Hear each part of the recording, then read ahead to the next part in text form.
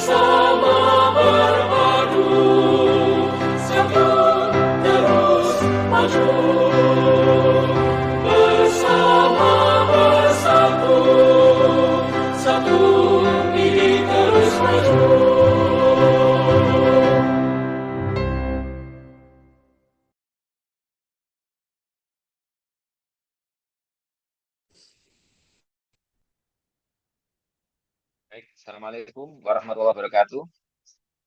Suara saya masuk ya, Dokter Adit nggih? Warahmatullahi wabarakatuh. Halo, salam, Dokter Iwin.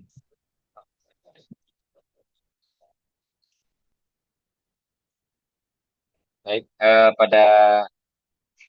Alhamdulillah pada sore hari ini dari ITI Surabaya kita ada acara rutin edisi New Dolan diskusi online mingguan edisi ke 136 ya pada tanggal 9 Februari 2026 ini New Dolan dari ITI Surabaya akan eh, membawakan tema yang berjudul tentang apa tentang PPOK ya. Jadi materi kita adalah eh, manajemen terkini SMA dan PPOK berbasis eviden. Di sini sudah hadir dua pemateri kita, dua-duanya ini sahabat saya, dua-duanya sama-sama topnya ini. Yang satu baru pulang dari London, yang satu baru pulang dari India untuk memperdalam ilmu asma dan PPOK-nya. Pembicara pertama akan dibawakan oleh apa materi pertama akan dibawakan oleh Dr. Aris Bahtiar, spesialis paru konsultan FAPSRR, FAPSR. Beliau adalah dokter spesialis pulmonologi dan dokter respirasi di Fakultas Kedokteran Universitas Erlangga. Beliau juga staf di Rumah Sakit Dr. Sutomo. Kemudian nanti akan dilanjutkan dengan Dr. Alfian. Materi dari Dr. Arif adalah berjudul tentang tip manajemen PPOK. Monggo, Dr. Arif, kami persilakan. Terus Triwin. Assalamualaikum warahmatullahi wabarakatuh. Selamat sore buat semua peserta dolan ID Surabaya dan sekitarnya. Walaupun bukan anggota ID Surabaya boleh mengikuti dolan ini. Baik, nanti saya nggak panjang-panjang, sekilas saja nanti karena lebih diutamakan diskusi nanti Dr. Iwin. Saya share screen sebentar. Oke, terlihat ya slide saya ya.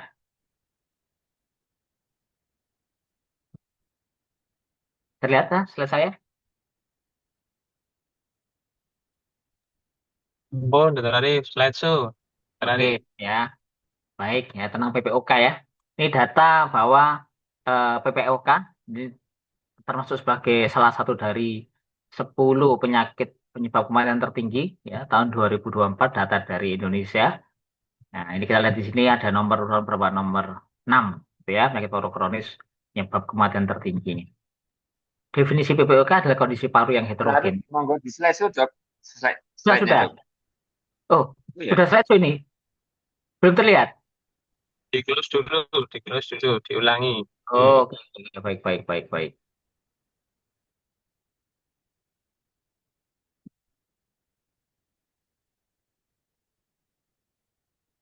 Pak,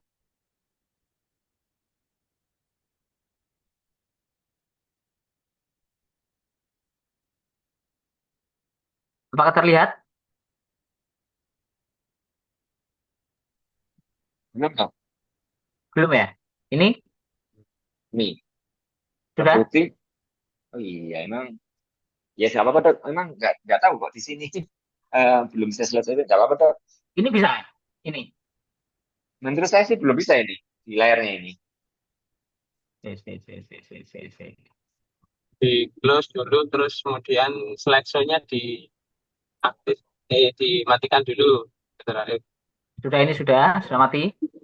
Ini kayaknya dua layar gitu kan, kayaknya. Layar satu, layar dua kayaknya.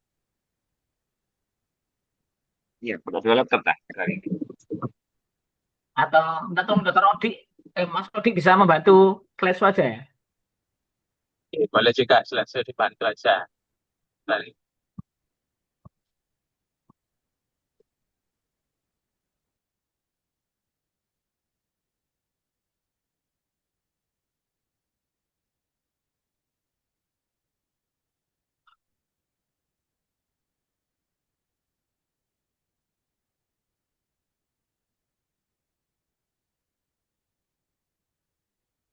Lihat ya nih.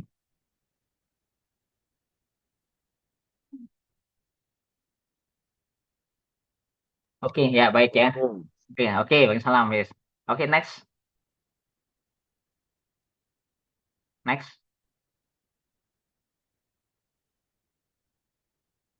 next lagi. Nah, oke ya. Jadi definisi PPOK adalah kondisi penyakit paru yang heterogen yang ditandai dengan gejala respiratori kronis ya, antara lain gejala sesak, batuk, berdahak ya, dan bisa muncul suatu kondisi exacerbasi akibat abnormalitas pada saluran napas. Bisa juga akibat bronkitis atau bronkiolitis yang disertai dengan kelainan di alveoli yang kita sebut sebagai emfisema yang menyebabkan sebagai kondisi obstruksi aliran udara yang sifatnya persisten dan seringkali progresif. Ya. Slide. Nah, ini patogenesis sekilas COPD didasari oleh pajanan eh, zat berbahaya dalam jangka waktu lama yang dalam hal ini terutama adalah asap rokok, menimbulkan suatu kondisi inflamasi, ya, itu bisa menyebabkan ketidakseimbangan oksidan dan antioksidan, kemudian ada ketidakseimbangan antara proteinase dengan antiproteinase, yang ujung-ujungnya akan menyebabkan suatu kondisi patologi COPD. Slide. Nah, kondisi COPD itu secara secara awal mungkin bisa kita deteksi dengan kuesioner PUMA ya kuesioner PUMA ada suatu 7 kuesioner di sini meliputi pertanyaan mengenai jenis kelamin, usia, kemudian riwayat merokok, kemudian disertai ada tiga gejala, apakah gejala sesak, gejala batuk berdahak, dan gejala napas pendek ya. Jadi sesak, batuk berdahak itu di luar kondisi flu. Dan yang terakhir ada pertanyaan mengenai apakah pasien pernah disarankan untuk periksa spirometri ya. Jika dari kondisi dari 7 pertanyaan poin tadi itu dijawab ya memiliki nilai sekitar minimal 6, maka bisa kita duga bahwa mungkin orang tersebut PPOK. Maka tindak lanjutnya adalah spirometri. Slide. Nah, di mana spirometri ini jika dilakukan pemeriksaan didapatkan tanda-tanda obstruksi. Apa itu? Yaitu di mana VEP1 per KVP atau FEV1 per FVC-nya itu kurang dari 70% setelah diberikan bronkodilator. Ya, jadi harusnya kalau orang itu asma biasanya atau orang itu non PPOK itu biasa diberi bronkodilator akan menjadi suatu kondisi yang membaik. Ya. Nah, kalau PPOK biasanya tetap mengalami obstruksi. Slide. Nah, jadi gini, jika kita menjumpai seseorang dengan gejala sesak, batuk kronik, berdahak, dan adanya faktor risiko seperti apakah itu perokok, pajanan polusi, maka perlu spirometri. Mungkin sebelumnya jika memang kita bisa melakukan screening dengan PUMA, bisa ya. Jika tadi syaratnya jika nilainya itu minimal 6. Slide. Nah, ini dalam kondisi radiologis, kalau kita periksa biasanya gambaran emfisema, ya. Gambaran emfisema itu parunya kelihatan memanjang, di mana gambaran diafragmanya mendatar, parunya lebih menghitam, kemudian gambaran jantungnya itu seperti teardrop ya, mau kelihatan memanjang. Ini gambaran khas emfisema pada foto toraks. Slide. Nah, untuk penata laksanaannya, kita menggolongkan apakah ini kelompok A, B, atau E untuk pasien PPOK. Ya, penggolongan ini didasarkan pada gejala, ya, yaitu bisa termasuk golongan risiko rendah atau risiko risiko tinggi, ya. Dikatakan risiko rendah itu jika gejala dari penilaian CAT saat ini diganti menjadi istilahnya CAAT itu kurang dari 10 ya. Kalau gejalanya kurang dari 10 itu termasuk golongan gejala minimal. Jika gejalanya lebih dari skor CAT-nya lebih dari sama dengan 10 termasuk pasien yang punya banyak gejala. Nah, risiko rendah itu didasarkan atas riwayat eksaserbasinya. Pasien ini dalam tahun sebelumnya berapa kali eksaserbasi? Yang lama dikatakan jika pasien itu mengalami eksaserbasi sedang hingga 2 kali per tahun atau rawat inap lebih dari 1 kali per tahun. Namun saat ini ada perubahan yang baru, walaupun eksaserbasi sudah 1 kali aja yang derajat sedang dalam 1 tahun terakhir itu sudah digolongkan sebagai risiko tinggi. Nah itu termasuk kelompok E. Pembagian ini untuk apa? Untuk memberikan terapi awal. Slide. Nah, kita lihat di sini ini tadi ya kuesioner untuk gejala ada MMRC, ada CAT. biasanya sulit dihafalkan, mungkin jenengan bisa apa menyimpan data ini di print disimpan di meja praktek. Slide, silakan saja, langsung saja slide. Nah, terapi PPOK berbeda dengan asma. Kalau asma itu backbone-nya adalah kortikosteroid, namun pada PPOK bukan ya. PPOK jika kita asesmen awal dia termasuk golongan grup A, maka terapinya adalah bronchodilator. Bronchodilator apa? Apapun. Bisa SABA, bisa LABA, bisa sama kalau saat pasien mengalami kondisi sesak. Namun jika termasuk golongan grup B, maka sudah disarankan menggunakan kombinasi LABA dan LAMA. Jika pasien masuk grup E, itu yang disarankan adalah LABA dan LAMA plus bisa ditambahkan kortikosteroid inhalasi jika memenuhi syarat kadar eosinofil darahnya lebih dari 300 atau pasien mungkin sering mengalami eksaserbasi di sebelumnya. Itu bisa ditambahkan kortikosteroid. Slide. Jadi kortikosteroid bukan hal utama. Oke, itu sekilas yang bisa saya sampaikan mengenai PPOK Dr. Wiwin. Nanti mungkin Dr. Alvin menyinggung tentang asma. Kita nanti lebih banyak diskusi saja, mungkin pengalaman sehari-hari teman-teman di lapangan. Maturnuwun, Assalamualaikum warahmatullahi wabarakatuh. Waalaikumsalam warahmatullahi wabarakatuh. Oke, terima kasih Dr. Arif Bastian. Tadi Dr. Arif sudah memberikan materi awal tentang penyakit paru obstruktif atau paru-paru molor ya, Dok ya. Biasanya deh Ya, kita orang-orang memberikan yang informasi molor. ke penyakit pasien. Lanjut biar nanti karena Dr. Arif sudah bilang kalau nanti diskusinya saja lebih enak. Sekarang kita masuk ke materi kedua dibawakan oleh Dr. Alfian Nursid, spesialis paru konsultan. Beliau akan membawakan tentang asma ya. Monggo langsung aja Dr. Alfian, silakan. Bismillahirrahmanirrahim. Assalamualaikum warahmatullahi wabarakatuh. Izin Dr. Arif, Dr. Wiwin, Mas Sodi boleh bantu share screen? Oke, tata laksana pada pasien asma bronkial dewasa. Mungkin singkat aja juga karena waktu terbatas. Next slide. Nah, ini saluran napas. Kalau kita lihat saluran napas orang normal, longgar. Kemudian kalau pada pasien asma ini terjadi obstruksi pada kondisi exacerbasi, obstruksinya makin berat. Ya, next slide. Definisi asma ini penyakitnya heterogen. Jadi meskipun sama-sama asma, ada perbedaan. Tapi yang menjadi persamaan dari semua heterogenitas asma adalah adanya inflamasi saluran napas yang sifatnya reversible begitu. Kalau kita ketemu pasien asma itu seperti fenomena gunung es, dia di gejala di permukaan, sebenarnya pada saluran napasnya didapatkan ada obstruksi yang didasarkan ada hiperresponsi bronkus dan ada inflamasi saluran napas. Next slide. Jumlah kasusnya bervariasi 1 sampai 18 penduduk, persentasenya, dan berbeda antar tiap negara. Bisa anak-anak, bisa dewasa, bisa jenis kelamin laki maupun perempuan dengan anak-anak juga dapatkan 9,1, remaja lebih banyak 11%, namun pada dewasa lebih sedikit mungkin karena sudah mengalami kondisi dewasa sudah kebal dengan dari riwayat keturunan genetik dari orang tua, kemudian data dari Global Asthma Report didapatkan sekitar 339 juta orang di dunia, dengan di Indonesia itu 18 juta pasien asma. Ya, next slide.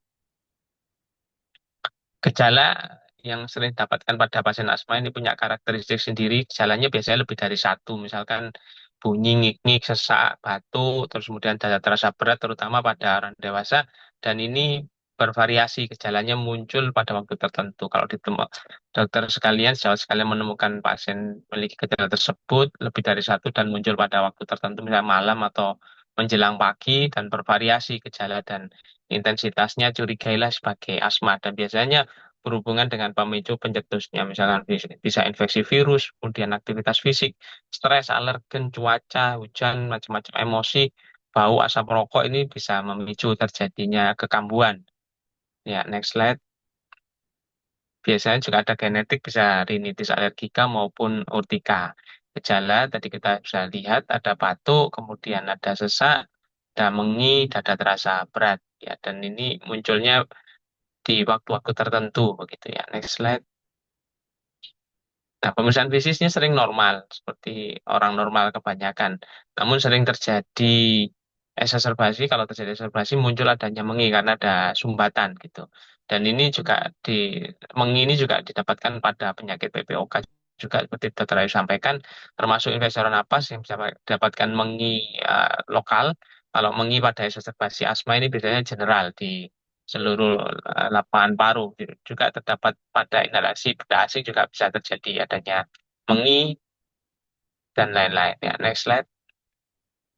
Pemeriksaan penunjang untuk meyakinkan adanya saluran napas ada obstruksi yang bervariasi tadi bisa dilakukan dengan pemeriksaan spirometri atau dengan peak flow. Kalau dokter sekalian di puskesmas tidak punya spirometri, kalau ada punya peak flow bisa dimanfaatkan. Ya, next slide.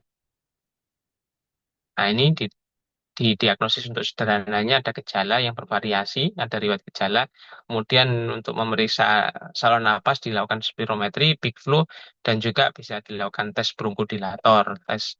Dari hasil didapatkan ada peningkatan spirometri pertama, kemudian dikasih bronchodilator salbutamol 4 semprot, terus kemudian diukur lagi untuk VEP satunya didapatkan ada peningkatan 12 lebih dari sama dengan 12% dan lebih sama dengan 200 mili. Ini menunjukkan adanya peningkatan, jadi bronchodilatasi tes positif. Ini kuat sekali mendukung adanya asma. Atau tes variabilitas dengan APE pagi, pasien diminta untuk melakukan peak flow, terus kemudian sore, malam dilakukan peak flow, selama 2 minggu dilakukan pengukuran rata-rata, didapatkan perbedaan peningkatan lebih dari 10% pada dewasa, pada anak-anak lebih dari 13%. Ya, next slide. Maka tegaklah diagnosis asma. Ini pencetusnya banyak, bisa alergi, pajanan, infeksi, cuaca, GERD, lambung itu juga bisa menjadi pemicu. Faktor pemicunya setiap orang berbeda. Maka inilah yang disebut sebagai asma itu heterogen. Ya, next slide.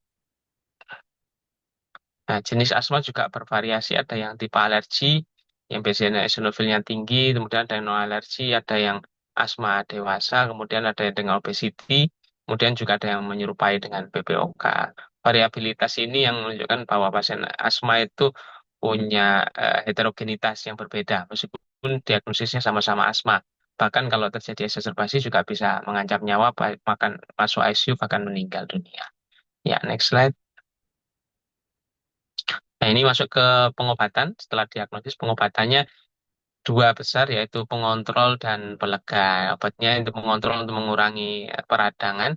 Ini terdiri dari golongan kortikosteroid. Semua terapi asma di panduan dunia itu harus melibatkan steroid, inhaler kortikosteroid, bukan steroid oral lagi.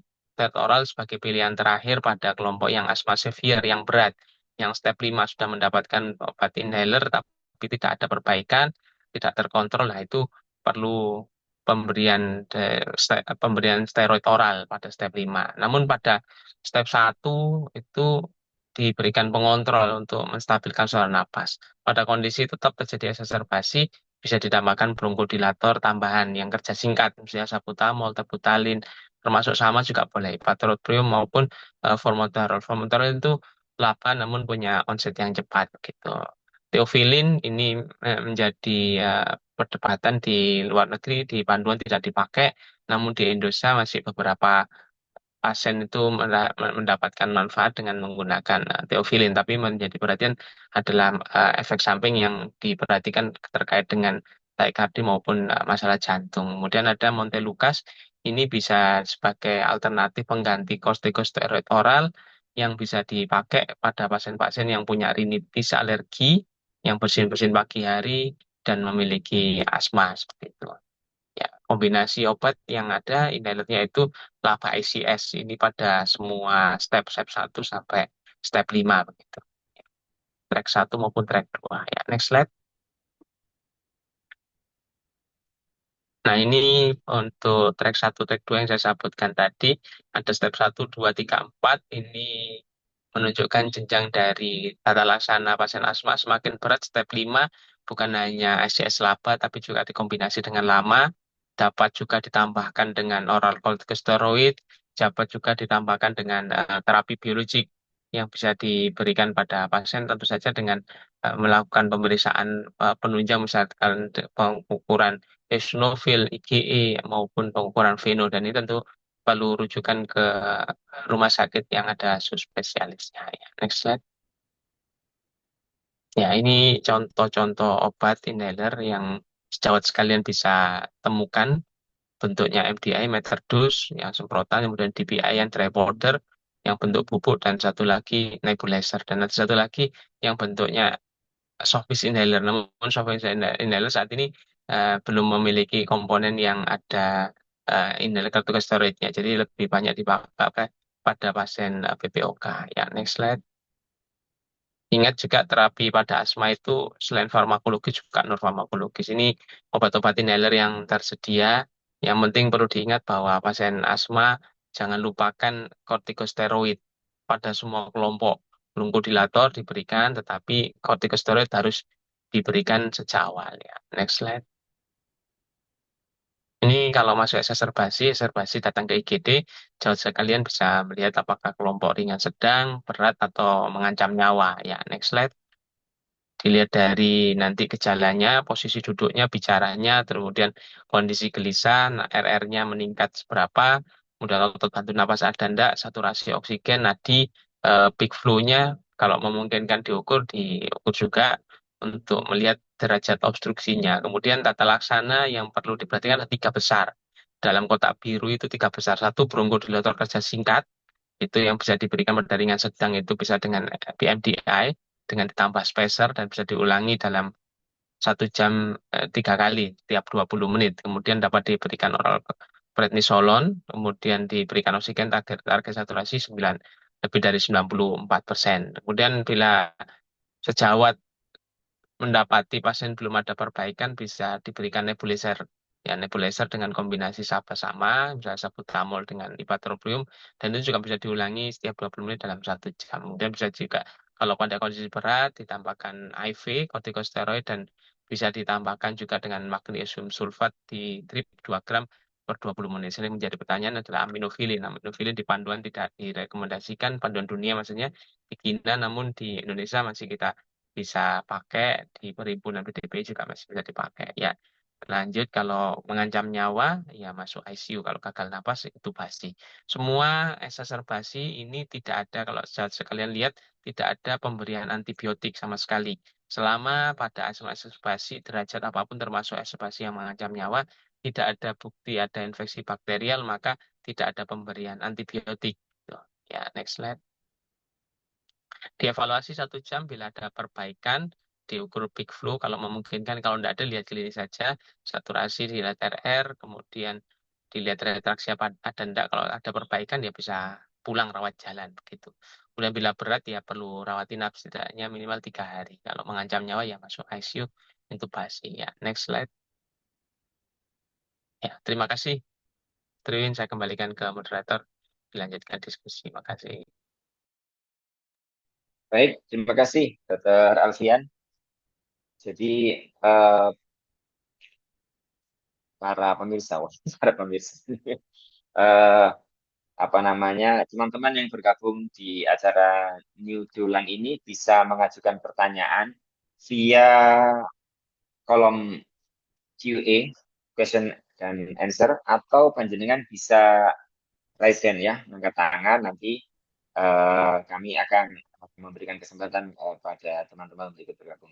Meskipun materinya tadi di padat dan singkat, tapi paling nggak tadi akhir-akhir dari Dr. Aris dan Dr. Alfian tadi sudah memberikan ini. Bedanya pengobatan PPOK dan asma tadi itu terutama di ininya ya, steroidnya. Dari Dr. Alfian bilang bahwasanya steroid itu mau asma yang jenis apapun yang alergik ataupun alergik itu hampir semua panduan mengatakan exacerbasi itu perlu diberikan steroid. Monggo, kami persilakan, ini ada sekitar kurang lebih 66 attendant ya, kayak yang rutin mungkin ya mengikuti acara ID ini. Monggo kalau mau ada yang mau ditanyakan. Mungkin sebelum teman-teman bertanya, mungkin saya mau bertanya dengan Dr. Arif mungkin nanti terkait dengan POK. Dok, jadi eh, ini kan kadang-kadang kita sering mendapatkan di masyarakat itu mereka kadang-kadang ini dok, apa namanya, sering beli obat sendiri gitu karena mungkin tahu dari obat sesek itu diberikan seperti ini gitu. Jadi mereka kadang-kadang beli sendiri di toko obat atau mungkin apotek ya. Kadang kalau yang untuk obat mungkin bisa beli yang obat minum, misalkan apa napasin atau apa gitu. Oh, kadang beli sendiri dok, beli obat isaknya gitu sih. Nah itu gimana menurut dokter Arif terkait dengan kebiasaan sebagian masyarakat kita yang seperti itu dok? Monggo dokter Arif. Baik, maturun, Dokter Yuyun. Sebenarnya kalau memang kita anggap ini anu ya, kita anggap diagnosisnya ya asma atau PPOK ya. Kalau untuk PPOK saja, misalkan dia sebenarnya kalau PPOK ringan ya, PPOK yang ringan yang grup A tadi misalkan pasien hanya minum obat, katakanlah obat sesak itu ya, yang mengandung salbutamol di toko sesekali. Saya masih nggak mempermasalahkan dan itu masih tidak dipermasalahkan. Tapi yang nggak enak itu kalau pasien ini membeli kortikosteroid. Itu yang di apa diwaspadai. Kadang pasien merasa lega pada saat minum obat, baik itu obat apa tadi salbutamol maupun kortikosteroid. Enak ya. Kalau memang jarang kambuh, karena kalau memang asma ya, asma jarang kambuh, mungkin kambuhnya hanya 3 bulan sekali, setahun sekali ya. Mungkin masih nggak apa-apa itu minum obat hanya sekali. Nah, tapi kalau dia sudah merasa mungkin tiap hari dia sesaknya tiap hari dan dia merasa kalau minum obat itu lega. Saya kalau minum obat ini lega, besok kalau sesak ya minum obat itu lagi ya. Itu yang diwaspadai. Baik walaupun walaupun salbutamol itu kalau diminum konsumsi sekali aman, tapi kalau dia terlalu sering, walaupun salbutamol saja tanpa kortikosteroid itu ternyata juga efeknya jelek karena sudah ada laporan penelitian Sabina kalau nggak salah ya, Dr. Alfian ya, itu pasien-pasien yang menggunakan menggunakan obat pelega saja ya, beta 2 agonis saja, golongan salbutamol saja setiap kali sesak itu ternyata resiko asmanya itu juga semakin jelek dan angka kematiannya tinggi di kedepannya. Sekali lagi, kalau pasien kondisi ringan sebenarnya nggak apa-apa, tapi kalau sudah merasa hampir tiap hari menggunakan obat itu sebaiknya segera konsultasi saja karena sakit asma maupun PPOK itu obat yang paling aman tetap obat yang dihisap. Ya, karena sifatnya tidak tidak mengganggu secara sistemik, secara umum demikian. Oke. Terima kasih dokter. Mungkin dokter Rossi ada mau menambahkan dok. Jadi kan kadang-kadang memang betul dari yang disampaikan dokter Arif. Kadang kalau mereka belum berobat ke apa namanya ke fasilitas kesehatan ya mereka kan tahu itu dia itu sakitnya itu asma atau BPOK gitu kan. Kan kadang-kadang orang yang usia pertengahan-pertengahan gitu juga bisa saja mungkin apa namanya sudah kena BPOK atau malah justru mungkin mas apa dia juga ternyata punya asma gitu meskipun usianya sudah dalam melebihi 40 gitu. Ini mau dokter Alfian mungkin kebiasaan masyarakat kita ada yang kadang sering seperti itu gitu. Iya, betul, Dr. Win. Tadi Dr. Arif sudah cukup jelas menjelaskan. Perlu kita ketahui tuh bahwa pasien PPOK itu munculnya biasanya dewasa. Beda sama pasien asma. Kalau asma itu dari kecil ada riwayat turunan begitu. Biasanya dari sejak muda itu sudah punya sering gejala-gejala yang hilang timbul begitu. Yang perlu diketahui oleh sejawat sekalian seperti itu. Dan sering sekali masyarakat itu sesek. Oh ini asma gitu. Padahal nyatanya bukan asma. Ternyata merokok lama, kemudian terjadi PPOK begitu. Yang perlu menjadi perhatian adalah kalau pasien-pasien seperti itu hanya menggunakan obat minum itu yang terjadi manfaat dari obat minum kalau pada pasien asma paling belinya ya salbutamol. Efek samping yang di itu takikardi, palpitasi, kemudian hipokalemi. Kalau lihat dari dosis salbutamol yang tersedia kan 2 sampai 4 miligram dan itu untuk mendapatkan manfaat butuh waktu yang cukup lama masuk lambung, kemudian masuk hati, terus masuk first pass dulu masuk jantung baru masuk ke paru itu paling tidak butuh 2 jam. Berbeda dengan obat inhaler, dokter itu juga menyebutkan obat inhaler, obat semprot itu misalkan salbutamol saja itu salbutamol yang inhaler itu dosisnya 100 mikrogram.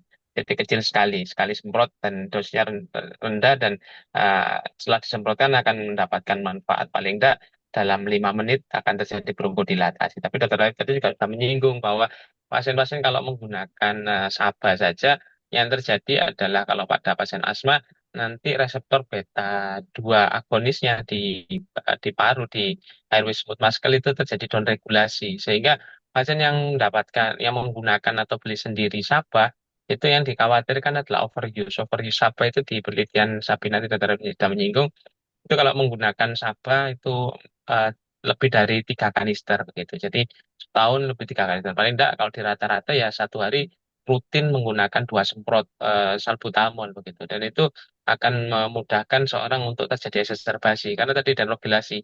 Regulasi beda dua. Semprot, oh enak sesaat. Habis itu kambuh lagi, semprot lagi ya. Lama-lama down regulasi. Makanya perlu penambahan dengan steroid pada pasien asma itu untuk gampangannya itu menyuburkan lagi steroid reseptornya steroidnya gitu, reseptor beta 2-nya begitu.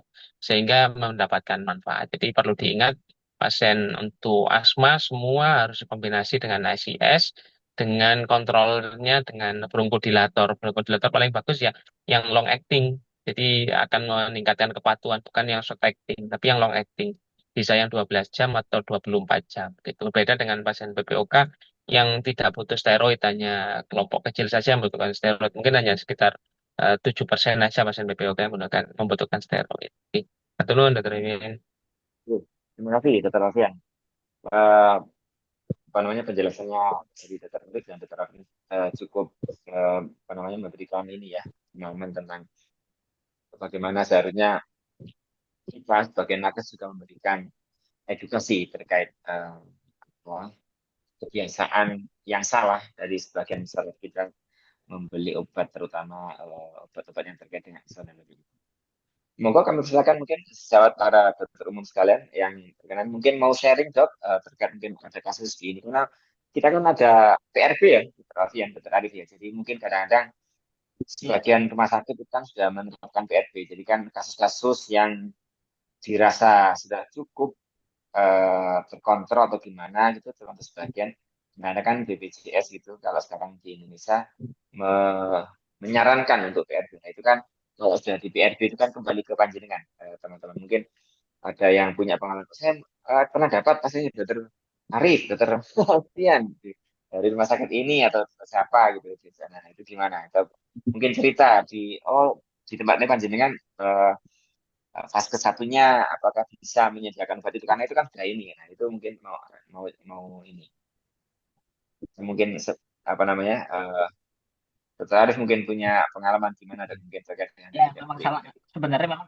dari JKN ya sistem JKN kita itu kalau pasien yang asma yang terkontrol bisa di PRB kan selama sudah terkontrol. Karena kalau yang BPOK ini yang terbaru sebenarnya tidak tetap disarankan untuk tetap ke vaskes apa rumah sakit ya. Karena beda antara asma dan PPOK itu beda. Khusus asma untuk pasien yang sudah dirujuk balik dalam kondisi stabil itu memang syaratnya ya obatnya tersedia di vaskes satu atau di apotek yang sudah kerjasama dengan vaskes satu itu syaratnya kalau memang itu nggak ada ya di mana ya terpaksa dikembalikan ke rumah sakit. Harapannya sih ke depannya beberapa obat pengontrol di asma itu yang mengandung laba ICS itu ya itu ada disediakan di vaskes pertama dokter Wiwi. Harapannya demikian. Namun saya masih merasa belum belum merata itu apa itu ketersediaannya. Ya harapannya sih ke depan bisa tersedia sehingga teman-teman GP di fase satu bisa menangani pasien asma yang sudah dalam kondisi terkontrol. Sesuai dengan SKDI-nya ini dok ya apa namanya Oke. lulusan pengumuman ini. Dokter ada enggak mungkin mau menambahkan dok terkait sharing kasus mungkin yang PFB, PLB, dosa asma seperti itu dok. Dok, pasien-pasien asma itu kalau dilihat dari rujukan itu termasuk 10 penyakit yang tidak boleh dirujuk begitu. Dokter Wiwin. Nah, kemudian kita tadi sudah belajar bersama bahwa pasien asma itu heterogen. Jadi Boleh ada dirujuk ke pasien rumah sakit asma yang asma. nggih, Ya dok, heterogen maksudnya ada artinya nggih. Jadi ada yang pasien yang severe yang butuh obat inhaler bahkan ada tambahan terapi biologik tadi.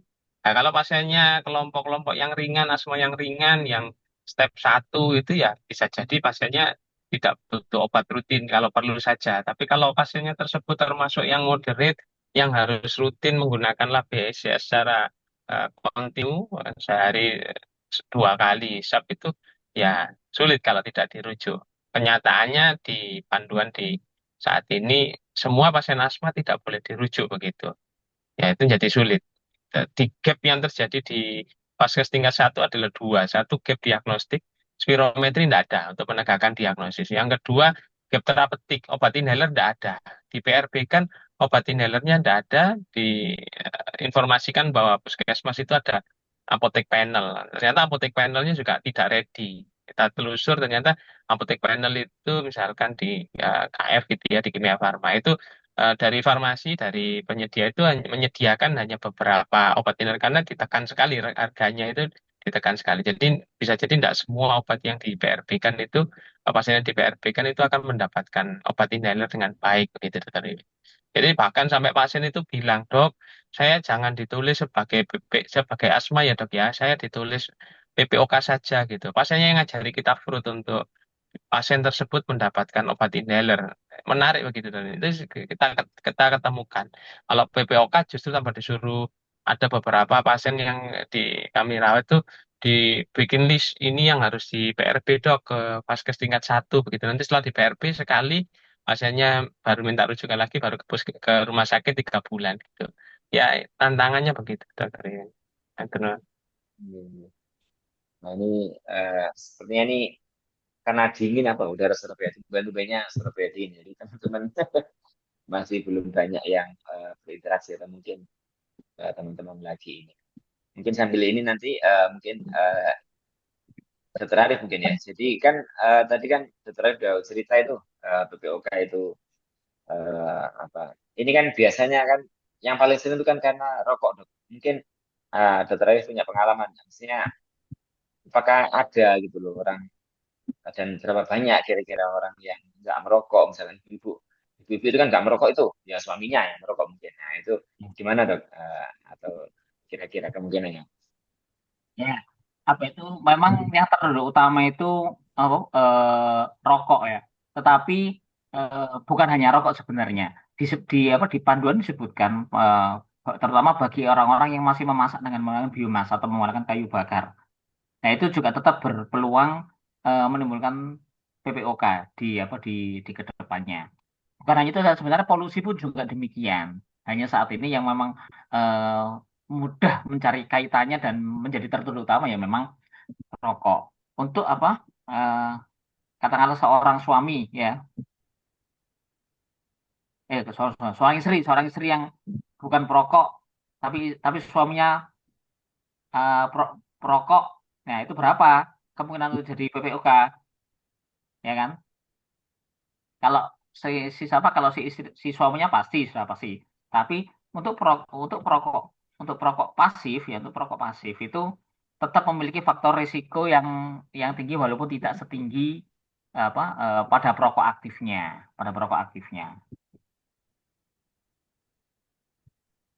Demikian. Mengenai angkanya saya kurang kurang hafal pasti, namun tetap masih di bawah mereka yang perokok aktif. Baik, terima kasih dok. Dok, ini dok, katakan asma dok. Sudah asma, kan sering dok kadang itu. Sudah asma merokok lagi ya. Nah, itu gimana dokter Afia?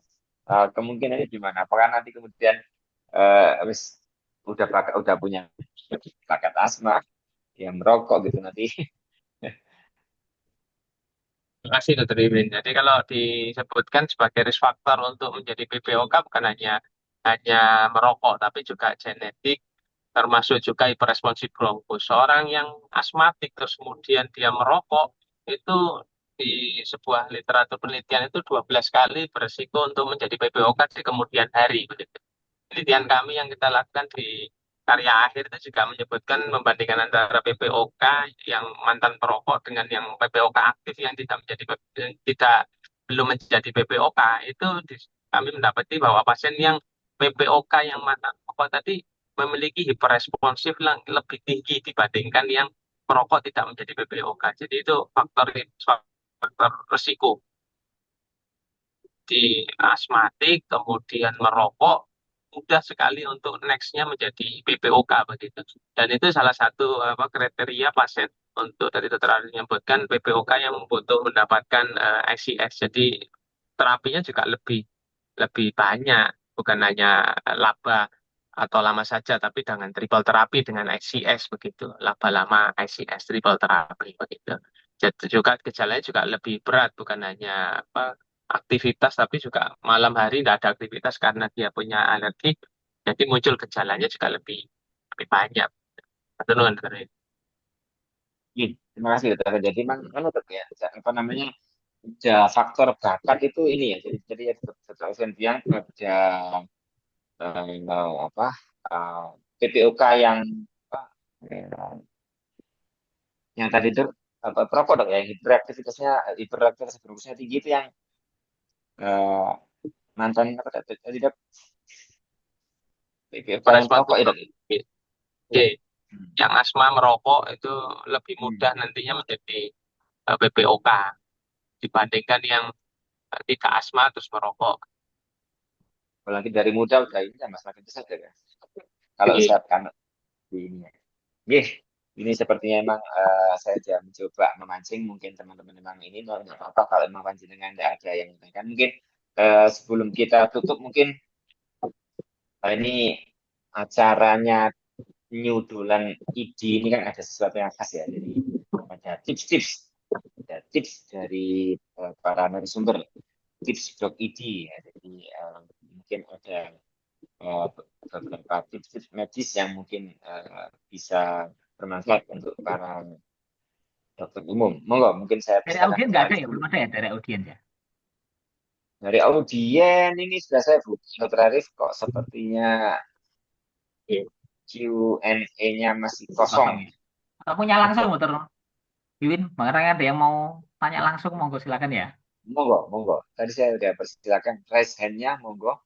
Lumayan ini ada sekitar 60-an berapa tadi? 60, 73, ada 68. 73. Ya, ada 68. Ini ada 68 peserta. Oke. Yang tanya langsung silakan, monggo. Dokter Yuwin ngasih kesempatan. Masih ini ada dapat tadi ya. 8 menit. Dapat tadi ada Dokter Arif sama Dokter Alfian. Dapat tadi SKP nanti. Atau mungkin bagi yang sekilas gini ya, ada yang bisa tahu nggak misalkan dari teman-teman ada misalkan ada laki-laki tua gitu ya, laki-laki tua umur 50 tahun datang dengan keluhan sesak. Nah, itu mikir apa? Asma atau PPOK?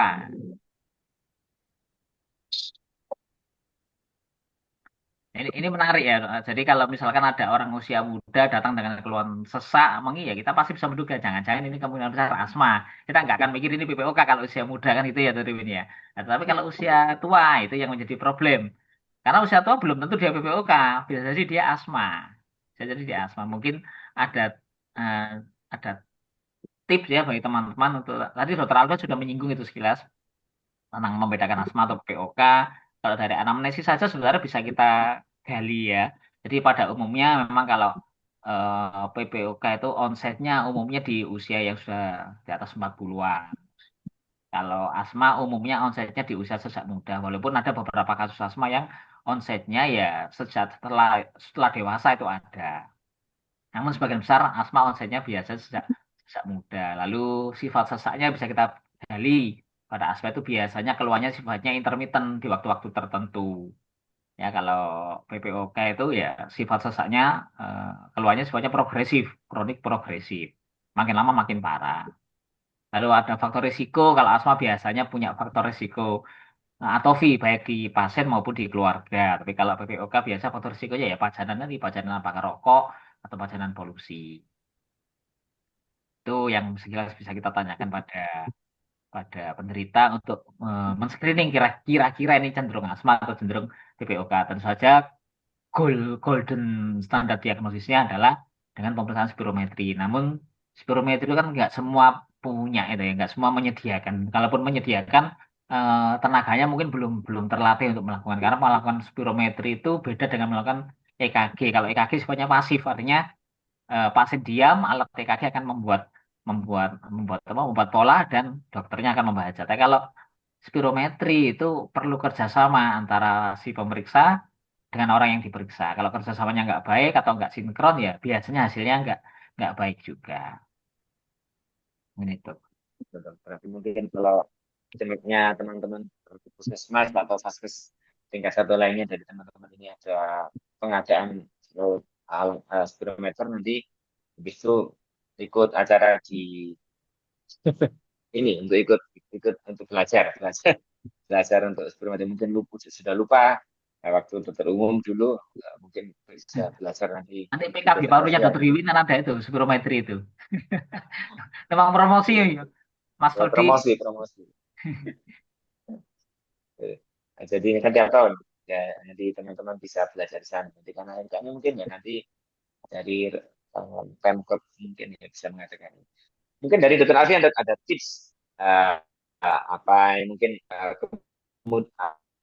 apa yang mungkin saya bagikan ke teman-teman sejawat sebelum di sini sehingga mereka juga lebih mudah mungkin untuk menilai ini asma atau Oke. kata yang lainnya Ya. apa dok mungkin Oke, terima kasih Dr. Win. tantangan atau apa Tadi sudah untuk menjelaskan, oke, kalau menjelaskan terkait dengan perbedaan. Jadi kalau sejawat sekalian menemukan ada seseorang pasien yang punya gejala pernapasan yang dia itu hilang timbul, kemudian tanya riwayatnya sebelumnya, terus kemudian eh, tanya terkait dengan muncul gejalanya kapan, pemicunya apa. Nah, biasanya pemicunya itu menyebabkan gejalanya muncul dan bisa hilang sendiri, bisa sembuh sendiri kalau pemicunya juga dihilangkan begitu. Kemudian penegakan diagnosis tentu saja dengan spirometri, ada tes reversibilitas, ada tes bronchodilator, itu untuk memastikan bahwa saluran napasnya terjadi perbaikan setelah dikasih bronchodilator. Terapinya itu bervariasi tergantung dari derajat dari asmanya masing-masing. Ada yang ringan, sedang, berat. Nah, itu konsep dari terapinya dua, kontrol dan reliever. Controller dipakai pada semua kelompok ringan, sedang, berat, dengan basicnya adalah corticosteroid inhaler, bukan oral. Corticosteroid inhaler ditambah dengan kontrolernya adalah bronchodilator yang kerja panjang dengan laba. Jadi kombinasi laba ICS baik pada terapi track 1 maupun track 2, kita tidak menyebutkan nama obatnya. Terus kemudian untuk relievernya tentu saja dipakai yang short acting. Jangan lupa tetap dikombinasi dengan steroid. Jadi tidak hanya bronchodilator tapi dengan steroid. Karena kalau hanya digunakan dengan bronchodilator bisa terjadi kekambuhan lagi dan bisa overuse laba. Oke. Semoga bermanfaat penegakan diagnosis asma dan tata laksana asma. Meskipun kenyataan di lapangan pasien asma sulit dirujuk ke vaskes tingkat lanjut. Oke, terima kasih.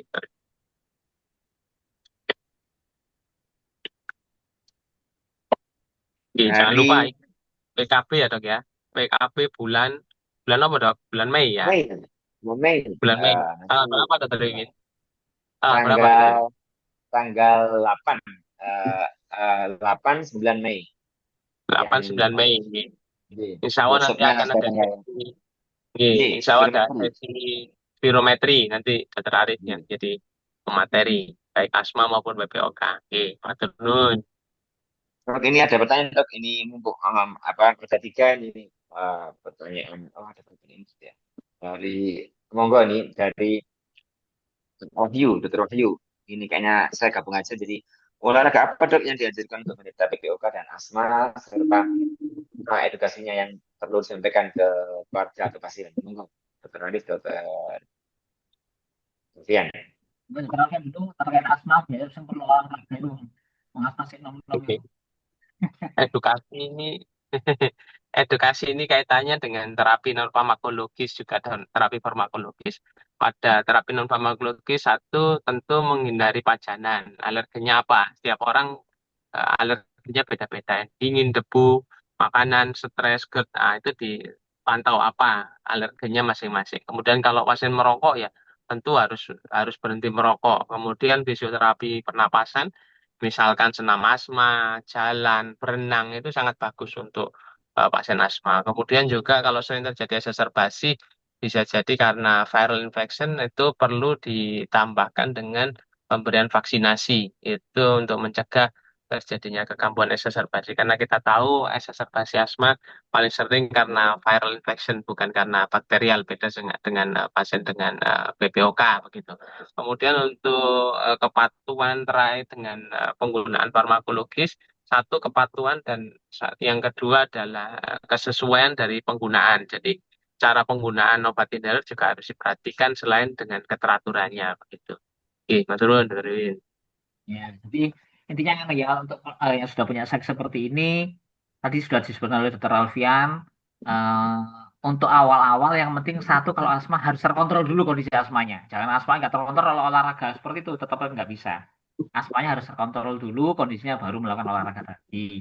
Dan olahraga yang disarankan rata-rata yang sifatnya tadi yang sudah disebut Dokter Alfian, olahraga yang sifatnya tidak menghentak-hentak dulu. Contoh Bang Tante itu contohnya misalkan sepak bola, bulu tangkis. Tapi bukan berarti orang asma nggak boleh sepak bola. Contohnya David Beckham itu penderita asma, bisa dia sepak bola.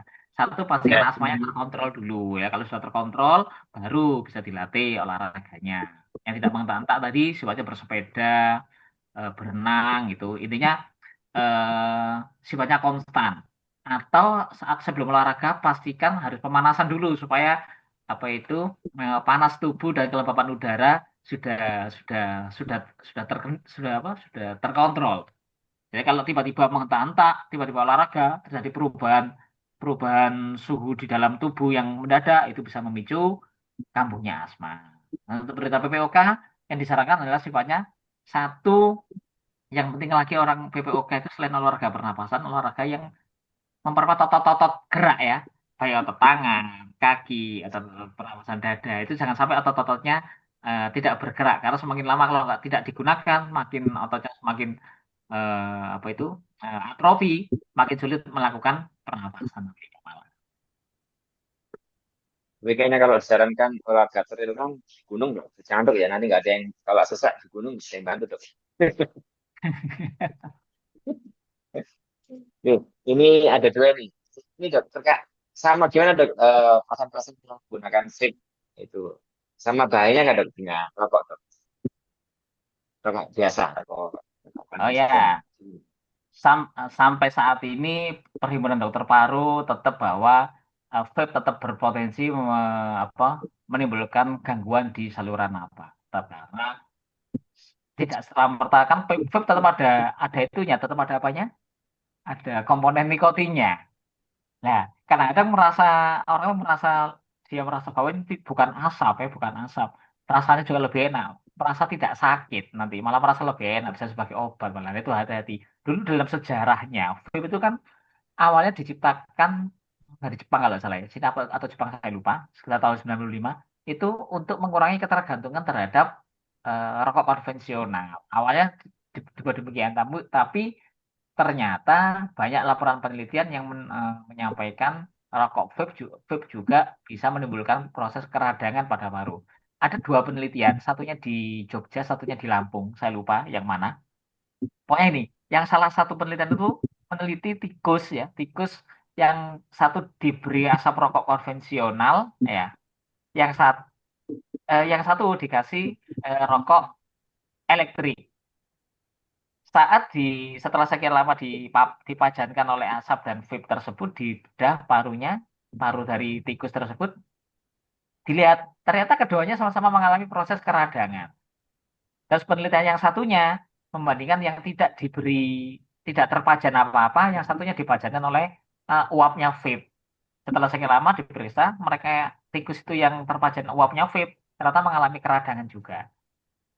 Nah, hanya saja masih belum bisa disimpulkan menurut saya dalam jangka lama karena kita tahu rokok itu usianya sudah hampir 800 tahun, Dr. Win. Kan rokok itu Hmm. menyebar ke dunia kurang lebih sejak eranya penjelajahan Columbus ya, sejak itu kan. Berarti kurang lebih 800 tahun, itu tahun 1492. Nah, kalau vape kan baru 30 tahun, maksimal 30 tahun. Jadi masih belum lama. Jadi masih perlu waktu yang lebih lama untuk bisa menyimpulkan. Namun dari penelitian-penelitian yang sifatnya singkat pada hewan coba, sama-sama mengalami proses inflamasi pada kedua parunya. Baik. Terima kasih dokter Aris. Dokter Alfian, mungkin pertanyaan terakhir dok, ini terkait dengan ini dok, ada tentang makanan pada orang asma sama ini dok. Pengalaman dari dokter yang beliau nggak menyebut namanya ini tentang penggunaan triamcinolone injeksi dok, intramuskular 80 miligram itu bagaimana dok? Tanggapannya dokter Alfian. Iya, terkait makanan, jadi setiap orang itu punya alergen sendiri-sendiri. Biasanya kandungan protein, misalnya pada susu, terus kemudian ada makanan, misalkan makanan olahan itu juga perlu diperhatikan bukan hanya terkait bahan alaminya, tapi juga bahan kimia mungkin untuk pengawetnya yang menjadi perhatian dan bisa setiap orang itu memiliki alergen sendiri-sendiri. Satu punya alergen ini, satu punya alergen yang berbeda. Namun patogenesis terjadi gangguan di saluran napasnya sama inflamasi, kemudian nanti hiperesponsif bronko, terus kemudian terjadinya obstruksi dan muncullah di permukaan sebagai gejala seperti itu. Dr. Win. Kemudian yang terkait dengan triamcinolone acetonide tadi pertanyaan gimana, Dr. Win? Terkait Ya, dengan beliau ya injeksi intramuskular triamcinolone 80 mg itu bisa mencegah exacerbasi ya. Nah, tanggapan Dr. Alfian bagaimana, Dok? Oke, kalau steroid tentu saja akan memberikan manfaat ya pada pasien asma. Tujuannya adalah untuk ini lebih kepada saluran napas. Tapi kalau yang menjadi perhatian adalah terkait dengan pemberian steroid yang sistemik itu yang perlu diperhatikan bukan hanya manfaat pada airway saja, inflamasi airway, tetapi justru lebih kepada efek samping yang didapatkan dari pemberian sistemik, karena bukan hanya yang disasar pada inflamasi airway, tetapi juga bisa memberikan efek samping, misalkan terjadi pulmon phase, kemudian terjadi adanya mudah fraktur pada tulang, terus kemudian juga bisa terjadi katarak, juga terjadi hiperglikemi. Itu dari kerugian dari steroid sistemik. Sehingga di panduan itu disebutkan pemberian steroid sistemik pada pasien asma hanya diprioritaskan pada pasien yang asma severe, yang step 5 sudah mendapatkan steroid inhalasi dengan menggunakan controller, baik dengan bahkan dosis tinggi, steroid inhaler dosis tinggi, namun bisa belum terkontrol. Ada tempat untuk pemberian steroid oral begitu. Untuk yang sistemik biasanya diberikan pada kondisi exacerbasi yang berat atau mengancam nyawa begitu. Itu Dr. Win. Mungkin Dr. Win ada pengalaman terkait dengan steroid untuk injeksi biasanya pada pasien apa yang pelari gitu, olahragawan gitu atau gimana Dr. Win? Oke. Monggo, Dr. Win, tambahan Anda. Ya, matur suwun Dr. Alfian, Dr. Arif di kanal dan dan bahkan ini melebihi terima kasih partisipasi dari para sejawat sekalian. Materi yang diberikan oleh Dr. Arif, PPOK, dan ISMA oleh Dr. Alfian ini semoga bisa dimanfaatkan ya. Jadi tadi kita sudah diajarkan bagaimana tentang gambaran fototornya orang bisa PPOK dan terapinya yang penting seperti apa. Termasuk di sana tadi Dr. Arif sudah menyampaikan bagaimana tentang pengaruh rokok ataupun pajana yang lain itu sebagai salah satu pemicu untuk menjadi PPOK ya. Dan terkait dengan terapi tadi sudah disampaikan oleh beliau berdua bahwasanya memang yang terbaik adalah menggunakan panduan ya. Jadi jangan berimprovisasi sendiri, mungkin obat-obat yang lama, mungkin misalkan dulu dapat pengalaman seperti itu, seperti injeksi. Karena dulu nggak ada, beberapa tahun yang lalu mungkin tidak ada penggunaan obat inhalasi ataupun obat hisap itu. Jadi dulu menggunakan steroidnya adalah sistemik. Nah sekarang itu sudah tadi Dr. Alfian, Dr. Arif juga sudah menyampaikan tidak direkomendasikan lagi penggunaan ini. Manfaatnya mungkin semu ya, karena semuanya menyebar kemana-mana sistemik, jadi tidak hanya di saluran pernafasan yang mendapatkan manfaat dari, tapi justru mungkin efek samping yang bisa timbul karena ada kemungkinan pasien itu tidak hanya sekali kayaknya dia Dr. Alfian injeksinya itu bisa. Nah itu bahaya dari penggunaan steroid yang tidak terkontrol seperti ini. Jadi apa namanya perhatiannya di sana sehingga tadi tentang exacerbasinya tadi Dr. Alfian juga sudah menyampaikan, Tarif juga menyampaikan bagaimana kita juga tidak kebiah uyah memberikan antibiotik karena ada syarat-syarat khusus sehingga antibiotik itu perlu diberikan. Kami sebagai moderator mohon maaf apabila dalam membawakan acara New Dolan edisi ke 136 ini ada yang kurang bermanfaat, kurang berkenan. Dan kami ucapkan terima kasih kepada dua bicara kami, Dr. Arif Bakhtiar dan Dr. Alfian Norosid. Semoga ilmunya panjenengan yang disampaikan ini bermanfaat untuk ini ilmu syariah. Kami juga mengucapkan terima kasih IDI Surabaya yang konsisten untuk menyiarkan acara New Dolan ini. Saya akhiri. Wabillahi taufiq. Assalamualaikum warahmatullahi wabarakatuh. Terus Dr. Arif, Dr. Alfian. Betul. Terima kasih.